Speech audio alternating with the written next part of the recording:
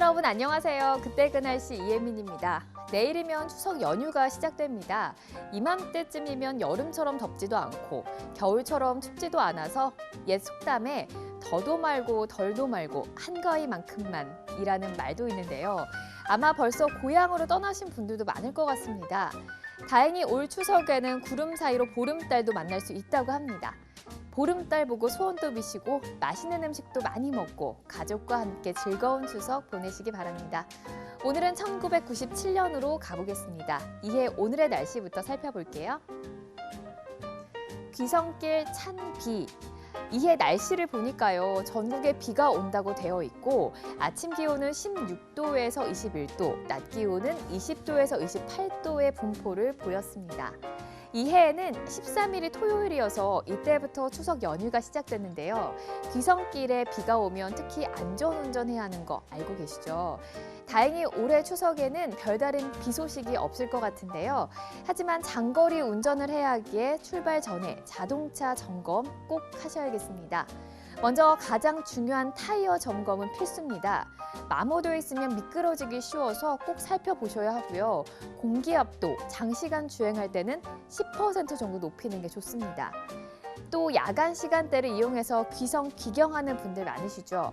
야간 시야 확보를 위해서 전조등 상태도 꼭 확인해야 합니다.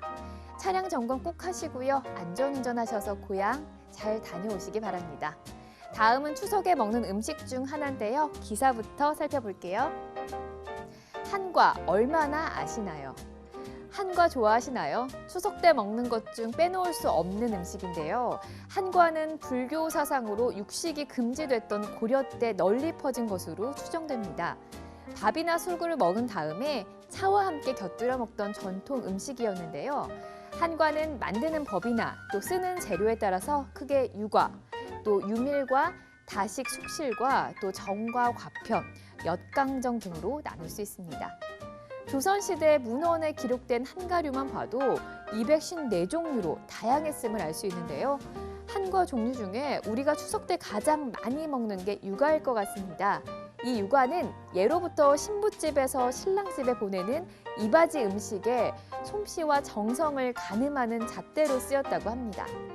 찹쌀가루에 콩물과 술을 넣어서 반죽해 삶아낸 것을 얇게 밀어서 말렸다가 기름에 튀겨내서 쌀 고무를 묻힌 건데 크기나 제조 방법에 따라 산자, 강정, 빙사과라고 불립니다. 명절에 맛볼 수 있는 한과, 올해 추석에도 맛있게 드시기 바랍니다. 다음은 헌혈에 관한 기사인데요. 제목부터 살펴볼게요. 헌혈이 즐겁기만 한 사람들. 헌혈해보신 적 있으신가요? 아마 한 번도 안 해본 사람도 있을 것 같고요. 정기적으로 하는 분도 꽤 많을 것 같은데요. 헌혈은 1901년 오스트리아의 란트 슈타이너가 혈액형을 발견하면서 시작됐다고 합니다. 1, 2차 세계대전을 거치면서 부상병을 치료하는 과정에서 중요한 의료 방법으로 자리를 잡았는데요. 하지만 헌혈에 대한 괴담까지 퍼지면서 요즘은 헌혈을 꺼리는 사람도 많다고 하네요. 그렇지만 우리 몸속 혈액은요, 비상시를 대비해서 15% 정도 여유분을 갖고 있습니다. 하루에서 이틀 정도면 체내 혈액순환이 완벽히 회복되기 때문에 헌혈을 한 후에 충분한 휴식을 취한다면 건강에 아무런 지장이 없다고 하네요. 네, 헌혈을 하면 헌혈 증서를 받죠. 이것을 가지고 악용하는 경우가 있는데요.